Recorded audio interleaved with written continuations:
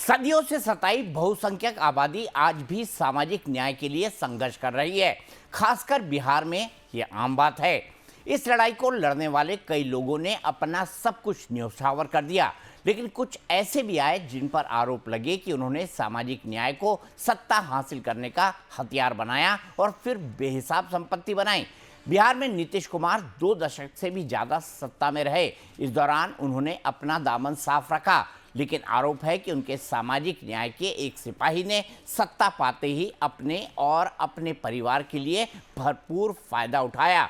हम बात कर रहे हैं सहरसा के सोनबरसा से विधायक और पूर्व मंत्री रत्नेश सदा की, जिन पर भ्रष्टाचार और आय से अधिक संपत्ति अर्जित करने के गंभीर आरोप लगे हैं। सबसे पहले सुनिए एक दलित महिला का दर्द। महिला का आरोप है कि मंत्री रत्नेश सदा ने दलित और गरीब समाज पर अत्याचार किया। इतना ही नहीं, उनकी जमीन हड़प ली और घर से बेदखल कर दिया। ये जो जमीन छे, सब जमीन की ये खरीदला जे कोई गरीबो छे। हाँ?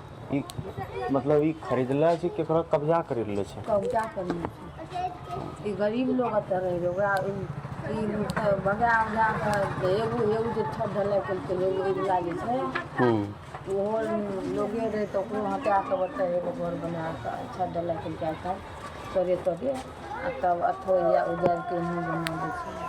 सोचो न आ घर में काम ललके से नहीं जाए छे। बता ई गरीब लोग के हथे नहीं के ता बच्चा बनावे छे की कर कोई मंत्री रहे कि कोई रहे वो अपने की बचे अथी के तक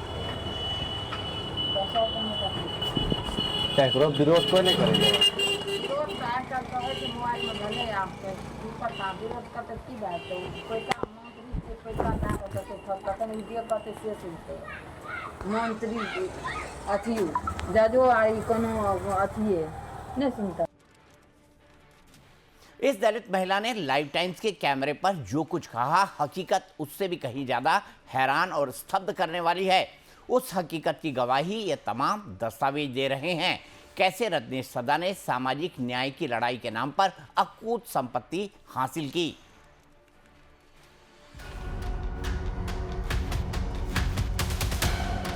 कब्जा करने गरीब लोग अतर रहे ओकरा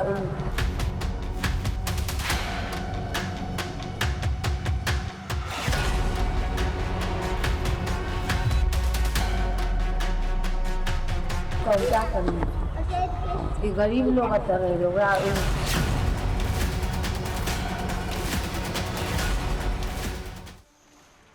अब विधायक रत्नेश सदा के कथित भ्रष्टाचार की पूरी कुंडली जरा विस्तार से समझिए। सहरसा के बलिया सिमर गांव के रहने वाले रत्नेश सदा कभी रिक्शा चलाते थे। उनके पिता मेहनत मजदूरी करते थे। रत्नेश सदा ने अपना राजनीतिक सफर 1987 में शुरू किया। धीरे धीरे उनकी किस्मत चमकी और सामाजिक न्याय की राजनीति करके सत्ता के शीर्ष पर पहुंचे। नीतीश कुमार ने उन्हें पार्टी में महादलित विंग का अध्यक्ष बनाया। 2010 में जेडीयू की टिकट पर जीतकर विधायक बने। इसके बाद रत्नेश सदा लगातार जेडीयू से विधायक रहे। मार्च 2024 से नवंबर 2025 के दौरान बिहार सरकार में उत्पाद एवं मद्य निषेध मंत्री भी रह चुके हैं।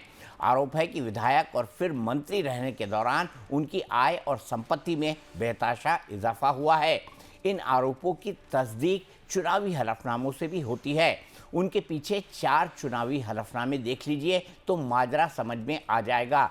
कैसे 15 साल में उनकी चल और अचल संपत्ति में जबरदस्त इजाफा हुआ है। पहले रत्नेश सदा का साल 2010 का हलफनामा देखिए। उस वक्त उन्होंने अपनी चल संपत्ति 9,18,652 रुपये दिखाई थी, जबकि अचल संपत्ति की वैल्यू 77,000 रुपये बताई थी। 2015 में उनके और उनके परिवार की चल संपत्ति 9 लाख से बढ़कर 49,20,000 रुपये हो गई और अचल संपत्ति 2,92,000 रुपये। 2020 का हलफनामा देखिए, जिसमें उनकी चल संपत्ति 1 करोड़ 4 लाख रुपए हो गई और अचल संपत्ति 20,83,000 रुपये पहुंच गई। 2025 के चुनाव में रत्नेश सदा ने जो हलफनामा दिया उसके मुताबिक परिवार समेत उनकी कुल चल संपत्ति 98,50,000 रुपए हो गई, जबकि अचल संपत्ति 2,56,00,000 रुपए की हो गई। ये आंकड़े देखकर आप अंदाजा लगा सकते हैं कि विधायक और मंत्री रहते हुए रत्नेश सदा की चल और अचल संपत्ति कैसे दिन दूनी और रात चौगुनी रफ्तार में बढ़ी है। ऐसे में सवाल ये है कि क्या कोई विधायक सिर्फ अपने वेतन से करोड़ों की संपत्ति इकट्ठा कर सकता है। 2010 में जिसके पास 10 लाख रुपए से भी कम की संपत्ति थी, वो 2025 में 3,54,00,000 रुपए से ऊपर कैसे पहुंच गई। मतलब 15 साल में उनकी संपत्ति में 35 गुना का इजाफा हो गया।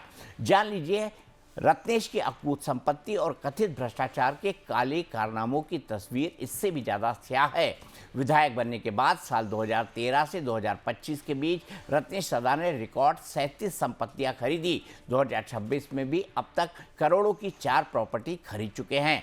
आरोप है कि रत्नेश सदा ने अपनी संपत्तियों का रिकॉर्ड तो चुनावी हलफनामे में दिया है, लेकिन संपत्तियों की वैल्यू मार्केट रेट के मुताबिक नहीं दिखाई।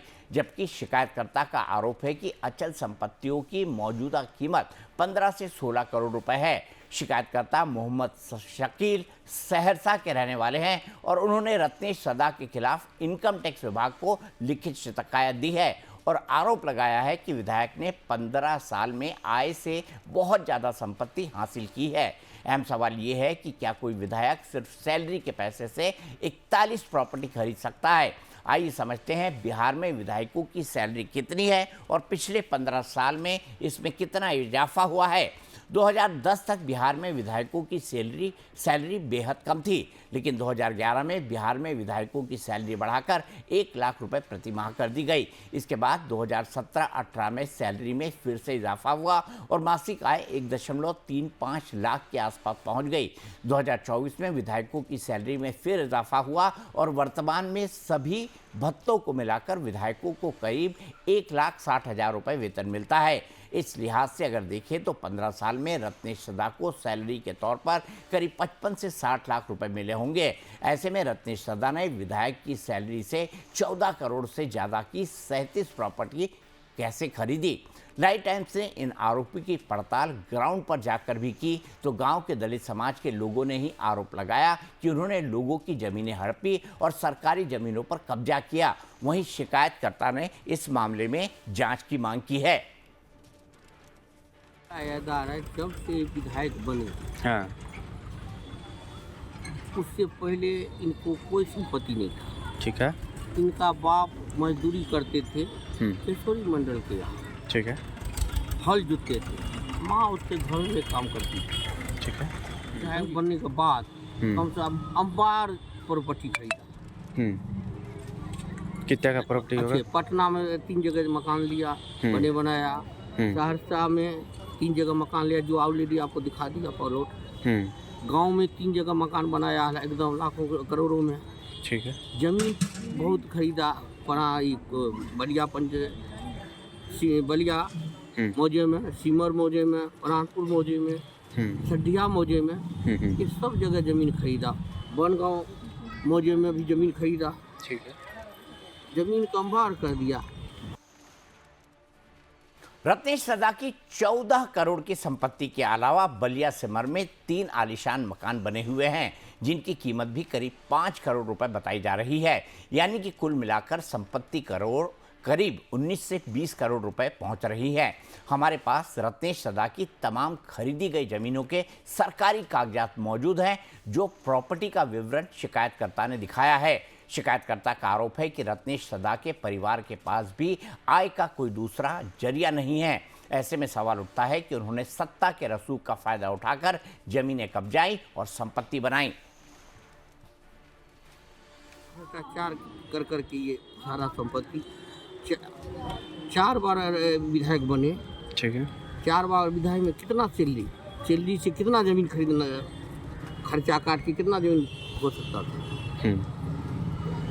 तो ऐसे करके सारा जमीन खरीदा और मेरे जमीन में वो अपने सब रिश्तेदार को घिरा के सारा गेहूँ हमारा कटवा दिया, पिटवा दिया।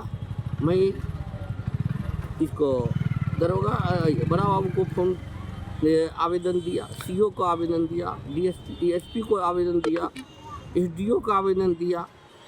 बोला मैं उसके खिलाफ नहीं कर सकता, प्रशासन का है।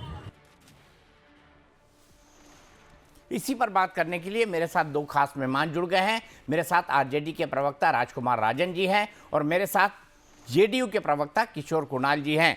किशोर जी, सबसे पहले मैं आपसे शुरुआत करना चाहूँगा। एक व्यक्ति जिसकी कमाई का कोई जरिया नहीं है, वो सिर्फ विधायक बनता है, कुछ वक्त के लिए मंत्री बनता है, उसकी संपत्ति 35 गुना हो जाती है। 20 करोड़, शून्य से लेकर 20 करोड़, ये तो गजब का सामाजिक न्याय है जेडीयू का। देखिए दीपक जी, आप तो एक लेजेंड पत्रकार हैं और आपने खबरें चलाई है। बेहद अच्छा होता कि आप रत्नेश सदा जी का भी अगर पक्ष जान लेते। मेरे ख्याल से रत्नेश सदा का पक्ष है हमारे पास। भाई रत्नेश सदा का पक्ष है तो दिखाइए ना, वो क्या कह रहे हैं। और सबसे बड़ी चीज है कि मैं ये समझता हूँ कि हमारी पार्टी की फिलॉसफी रही है कि व्यक्तिगत आरोप जिन पे लगा है उन्हें जवाब देना होगा, चाहे वो रत्नेश सदा जी हों या 2017 के दौर में आपने देखा हुआ तेजस्वी यादव जी हमारे अलायंस पार्टनर थे, उनके खिलाफ भी कई आरोप लगे थे। और हमारे माननीय मुख्यमंत्री जो तत्कालीन मुख्यमंत्री थे उस समय भी उन्होंने कहा था कि आरोप जिन पर लगा है जवाब उन्हें देना चाहिए। मैं मानता हूं कि सार्वजनिक जीवन में आरोप लगते रहे हैं, आरोप की जांच भी होनी चाहिए, सक्षम प्राधिकार को जांच करना चाहिए और जांच में अगर वो दोषी पाए जाते हैं या देखे जाते हैं तो निश्चित तौर पे उनके खिलाफ कार्रवाई भी होनी चाहिए। ये मामला बेहद व्यक्तिगत है और मामला मैं समझता हूँ कि जो शिकायत करता है, मैं उनका बाइट भी सुन रहा था, तो उन्होंने एक संगठित तरीके से, बेहद ही तार्किक तरीके से उन्होंने आरोप लगाया। अब रत्नेश सदा जी को जवाब देना हो, चाहे वो पब्लिक डोमेन में दें या एजेंसीज के पास दें, लेकिन उन्हें जवाब देना पड़ेगा कि आखिर उनके पास जो संपत्तियां आई है उन संपत्तियों का सोर्स क्या रहा है, आय का सोर्स क्या रहा है। अगर वह आय का वैध सोर्स दिखा देते हैं तो मुझे लगता है कि इस पर बहस करना बेमानी है। और अगर वह नहीं दिखा पाते हैं तो इतिहास गवाह है, बिहार में कई ऐसे मंत्री विधायक हुए जिन्होंने गलत तरीके से संपत्ति अर्जन करने का प्रयास किया और बिहार की सरकार ने, बिहार का प्रशासन ने उनके खिलाफ कठोरतम कार्रवाई किया। हमने डीजीपी के खिलाफ कार्रवाई किया, उनकी संपत्ति को जब्त किया है। कई मंत्री रहे जिन्हें रिजाइन देना पड़ा। इनकी भी कर लीजिए ना, जांच करा दीजिए किशोर कुणाल जी, जांच करा दीजिए, जांच करा दीजिए इसके ऊपर, एक आयोग बना दीजिए। आप ही की सरकार है ना, आप ही की सरकार है, आप ही के विधायक हैं, आप ही के मंत्री हैं, आप ही के महादलित सामाजिक न्याय वाले नेता हैं जिन्होंने कई गुना अपनी संपत्ति बढ़ा ली, 40 गुना, 20 करोड़ की संपत्ति शून्य से।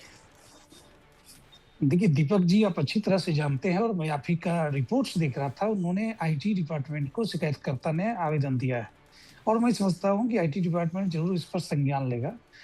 जहां आरोप लगाए जाएंगे, जिस व्यक्ति पर आरोप लगाए जाएंगे, जिस प्राधिकार के समक्ष आरोप लगाए जाएंगे, वो प्राधिकार कार्रवाई करेगी। और हम लोग तो सामाजिक न्याय के सरकार को चलाते हैं, चाहे महादलित हो या किसी अन्य समाज का व्यक्ति हो।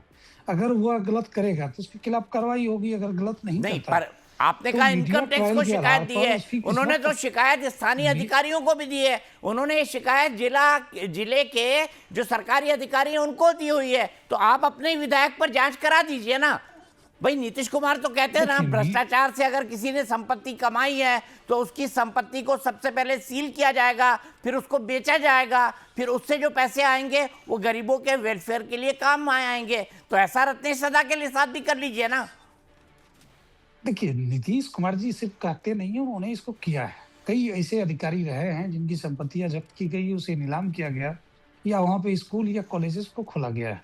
अब जहां तक रत्नेश सदा जी की बात आ रही है तो निश्चित तौर पे उन पे आरोप लगा है और मैं उनके किसी भी व्यक्तिगत पक्ष को यहाँ रखने के लिए नहीं बैठा हूँ।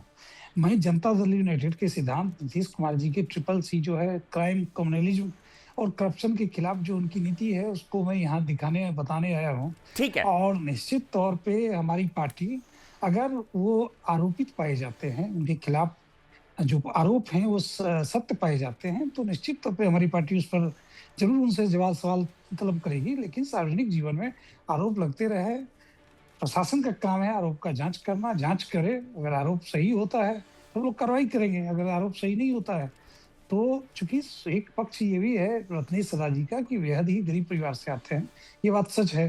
दूसरा पक्ष है कि उन्होंने बहुत ही ईमानदारी के साथ अपने जनप्रतिनिधित्व के कार्यों का निर्वहन किया है मंत्री रहते हुए। जिस प्रकार से शराबबंदी के खिलाफ उन्होंने लगातार अपने आवाज को मुखर रखा है मंत्री होते हुए, इन सारे योगदान को भी संज्ञान में रखा जाना चाहिए। ठीक है, उन पर आरोप लगा है, जवाब उन्हें देना चाहिए। मैं भी मानता हूं कि उन्हें जवाब देनी चाहिए, चाहे वो पब्लिक डोमेन में देना हो या सरकार के समक्ष देना हो, उन्हें जवाब देनी चाहिए।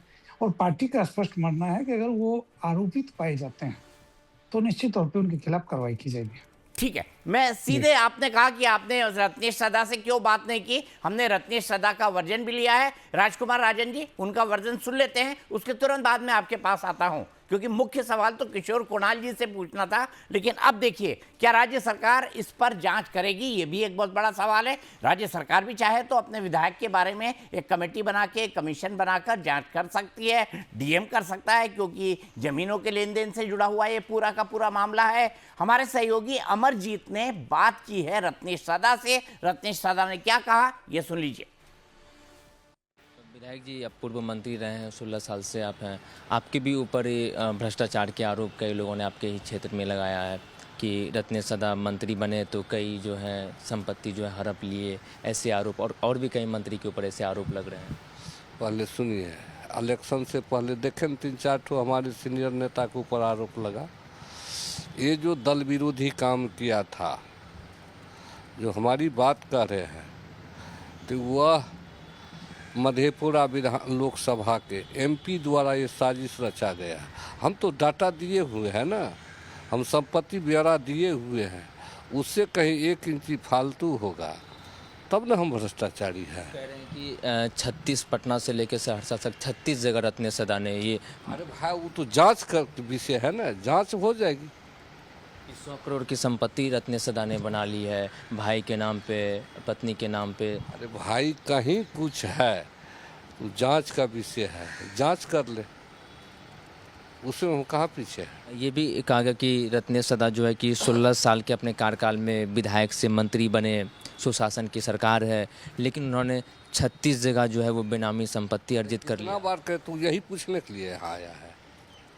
हम बार बार कह रहे हैं ना, जो तुमको हम जांच करें ना, हम पर सहयोग करेंगे, आपके ऊपर आरोप लगा। हम 100 बार बोले ना, सहयोग करेंगे हम। देखे बात को दोहरा रहा है तू।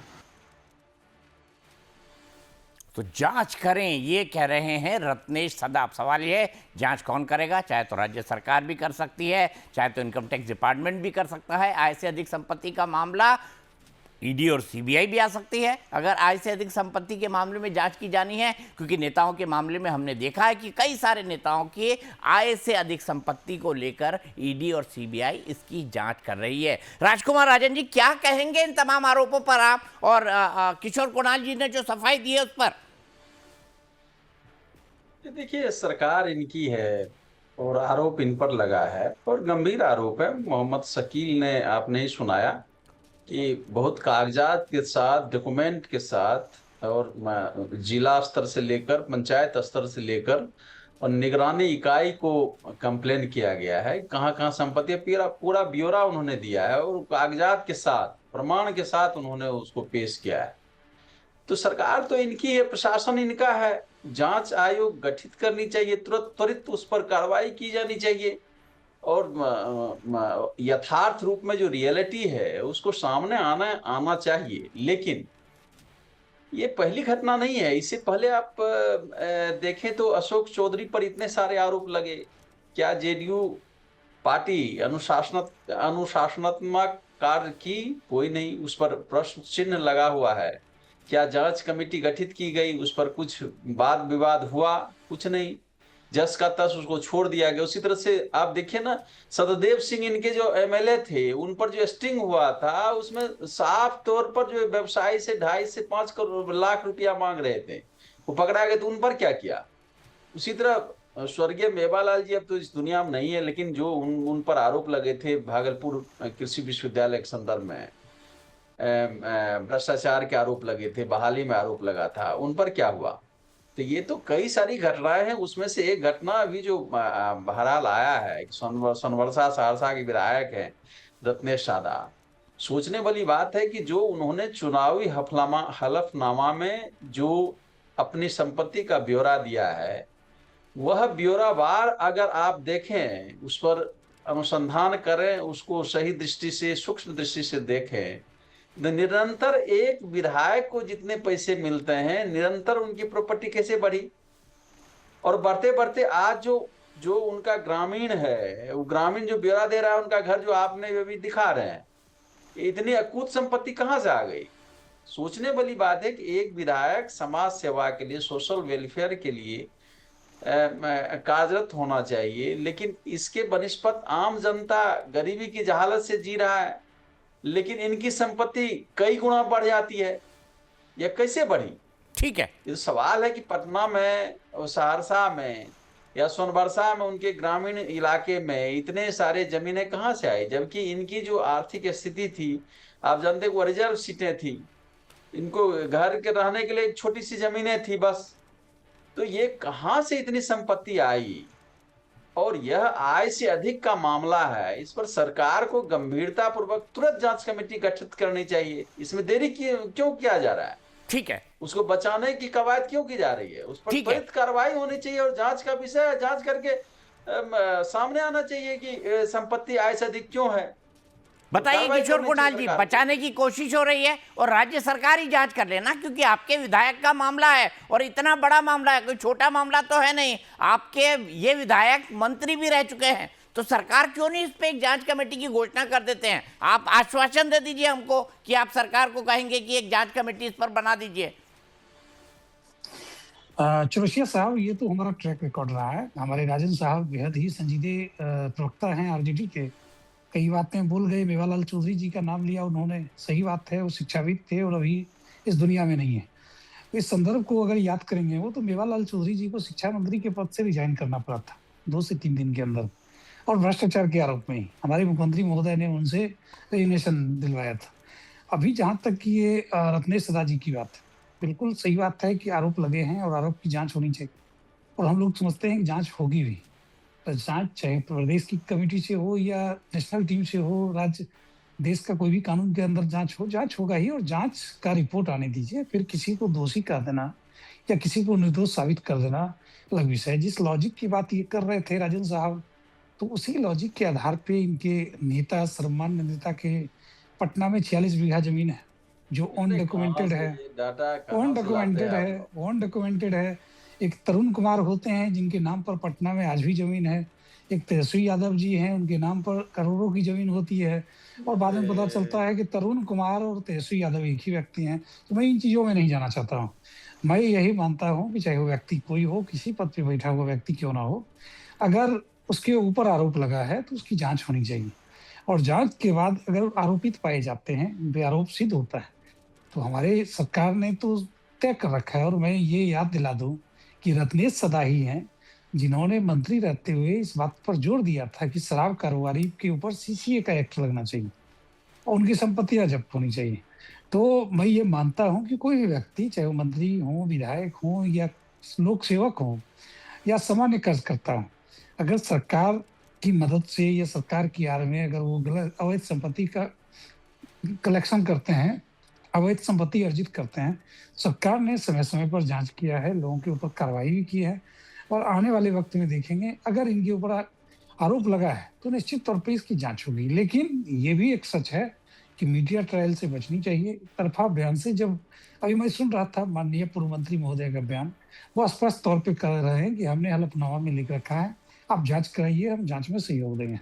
तो इससे अधिक की अपेक्षा करना किसी व्यक्ति से, वो भी विदिन 24 आवर या 72 आवर्स आरोप लगने के, ये भी शायद गलत होगा एक जनप्रतिनिधि के साथ। इंतजार करनी चाहिए। लेकिन मुद्दा उठाना मीडिया का काम है, और अगर कोई नेता जो है 40 गुना अपनी संपत्ति बढ़ा लेता है और वो भी नीतीश कुमार की पार्टी का, तो सवाल उठने लाजमी है। लेकिन राजकुमार राजन जी, ये भी सवाल उठना लाजमी है कि भ्रष्टाचार पर आप कैसे बात कर सकते हैं, क्योंकि आपकी पार्टी के नेता तो सजा याफ्ता भ्रष्टाचारी हैं। ये तो कोर्ट ने साबित किया है, कई मामलों में उनके खिलाफ कोर्ट का डिसीजन है जिन पे उनके ऊपर भ्रष्टाचार के आरोप साबित हुए हैं, और इसी के चलते वो ना तो चुनाव लड़ पा रहे हैं और ना ही सक्रिय राजनीति में उस तरह से रह पा रहे हैं। देखिए दीपक जी, आपने देखा होगा, आपके आर्काइव में होगा, सुरक्षित होगा, आय से अधिक मामले में सुप्रीम कोर्ट ने अपने निर्णय में कहा था कि आय से अधिक संपत्ति लालू जी के पास नहीं है, और निर्णय आ चुका है, पब्लिक डोमेन में है। ये अलग बात है कि जो चारा ये कब घोटाला कहा भाई था सुप्रीम उसमें कोर्ट किस ने? तरह से किस फंसाया तारीख को, गया। कहां, कब, ये बता दीजिए। नहीं, सवाल यह है कि आय से अधिक मामले में जब सुप्रीम कोर्ट ने अपने डिसीजन निर्णय में, अंतिम निर्णय में कहा कि आय से अधिक संपत्ति नहीं है, तो दूसरे अन्य जो यह अभी बोल रहे थे जेडीयू के प्रवक्ता, कहां कहां संपत्ति है? 45 बीघा इन्हीं के पास जमीन है, इन्हीं के पास कागजात है क्या? बिहार सरकार क्या धूल फाँक रही है? बिहार सरकार है उसको जांच करके क्यों निकाल दी कहाँ जमीन है?